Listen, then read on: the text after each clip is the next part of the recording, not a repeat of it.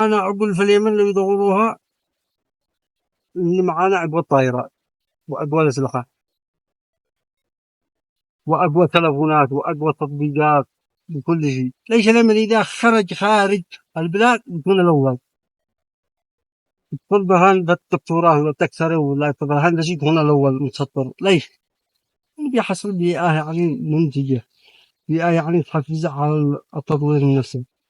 تأتي هنا في اليمن يدمروا كملت. يقفلوا لك. هذا بداية التخزين ولا نهايته؟ كيف لا تسوي؟ بتخرج عند الأوادم اليمني خزن. هذا بداية التخزين. هذا ما لو قدك مكيف فعقد حالي يعني ودي المجبر اليمنيين يقطفوا قاع